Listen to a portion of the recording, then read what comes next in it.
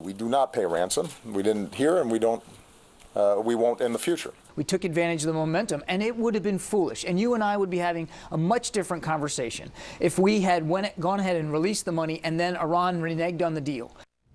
The Obama administration under fire this week after the State Department conceded a link of some kind between a $400 million payment to Iran and the release of U.S. prisoners in January. We're back now with our panel. And Charlie, it's interesting because we're hearing from families who have been paid out damages related to the deaths of their loved ones of Iran. That $400 million that was sitting there that everybody keeps saying was Iran's money, those families thought they were being paid from that money, that it wasn't still sitting around waiting to be returned to Iran. And this week they find out, or, you know, in the past few weeks, they find out that's not the case with that money. Yeah, it really is. This whole, the administration has handled this whole thing so terribly, and you know, and I love that, or I don't love it. It's tragic that they regret the appearance of that it looked like a ransom. Well, the appearance is all that matters, because this is why, you know, Iran abducts people. This is why we have this problem in the first place, is because of the appearance that you can actually, you know, win one over on the United States. And of course, obviously the $400 million is, you know, that's the highest bounty that, you know, you could ever dream of. In terms of encouraging this sort of behavior. Well, and the fact that Juan, Iran has taken, we know, at least 2 Americans in since that payment, and who knows what's going to happen or what kind of negotiation there will be over the 2 of them. As Charlie said, at the end of the day, does it, okay, maybe they don't want to use the word ransom. We'll never hear that out of the State Department or the White House. But if the end result is the same, that Americans are now endangered, what's the difference? Well, there is none. If it's appearances, and I think Charlie's right, the appearances and the way the State Department and the Obama administration handle this really seems to me to be guilty of malfeasance, because initially they said, oh, we are being so transparent. We talked about this in January. We put out a press release, etc. What's the news here? There was no connection. Now we know this week, given Admiral Kirby's statement, the State Department spokesman, there was a connection. But the connection, according to the administration, is one of using leverage, that it was negotiated on a separate track. The timing came together because we're finally talking with the Iranians now. We had the opportunity to insist that the hostages be in flight before the money landed. Okay, I get that.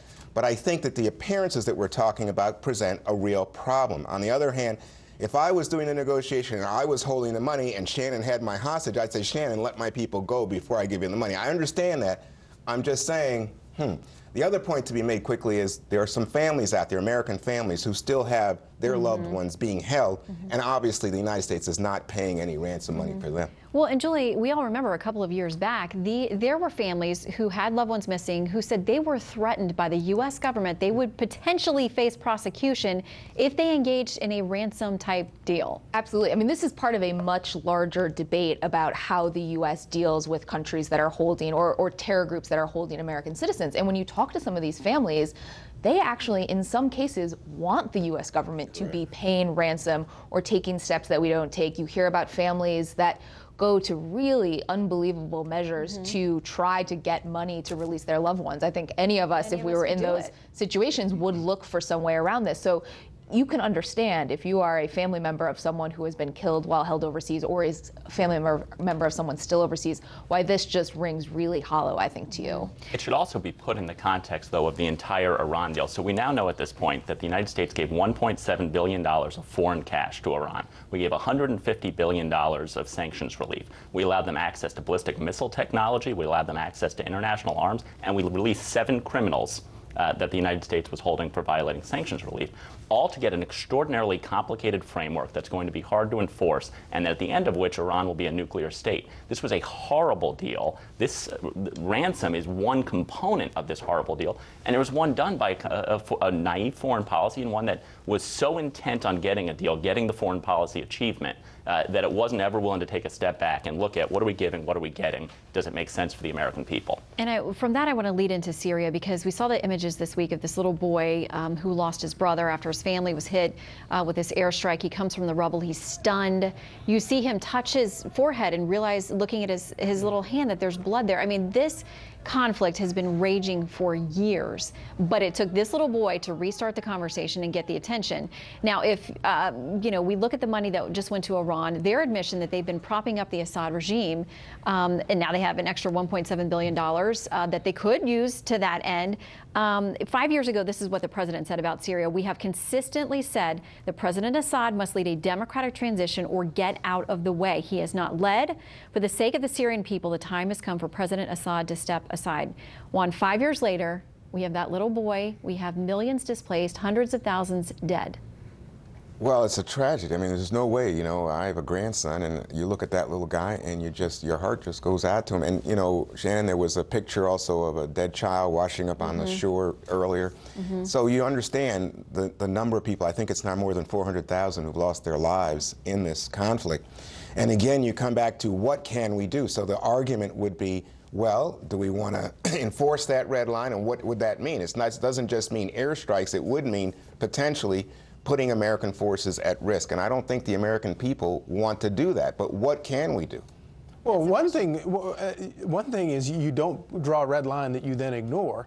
You know, when the president made that statement 5 years ago, Assad was in a very, very tough position. It looked like his government really might fall. There probably could have been some things that we could have done that would have helped that happen. But the problem, and this is the problem we've seen with this administration all along, is that they just squander our leadership. And now, and of course, obviously, Vladimir Putin has gone in there. Russia is now flying sorties out of Iran, firing Tomahawk missiles out of the Mediterranean and the Black Sea. You know, these are big developments where the Obama administration has completely removed the United States from being a legitimate voice. Well, let me just quickly add that I think that this story is going to be in the news for the next few weeks because the United Nations is now, I think, going to issue a report indicating that the use of chemical weapons has continued. Yeah. And if that's the case, then it will be the United States confronting the Russians over this. And we're back to the red line, though. We are. But look, I think this is, if you are a voter in this election and you look at that picture of that little boy and you feel sick to your stomach, like most of us do, you should look at your presidential candidates and demand a plan. Neither Hillary Clinton or Donald Trump have a plan for addressing the civil war in Syria. So much of the debate about Syria has been overtaken by the Islamic State, and that is very fair, but there is a civil war that has been raging for 5 years, and I have not heard a presidential candidate lay out a plan for how they would address that. But what we do know is what's going on in Syria is a direct result of the foreign policy of President Obama, Hillary Clinton, John Kerry, which has said America is going to give up our position of leadership in the Middle East. We are going to give leadership to Russia, to Iran. You look at what could have been done. We shouldn't have left a void in Iraq. We should have enforced our red line. We should have gotten involved earlier in supporting Syrian opposition sources. We could have not only started the bombings when we did, but had more threatening bombings to the Assad regime that could have put more doubt in his mind about whether he has a long-term future. This is an administration that does not perceive America as having a leadership position in the world. It's been the result of it is what's going on in Syria, and history is going to look back very, very ill-favorably upon what's going Michael, on. I think that the American people would say there's a longer history than the one you described, that when it comes to nation building, to promoting democracy in the Middle East, we can go back to Republican administrations as well.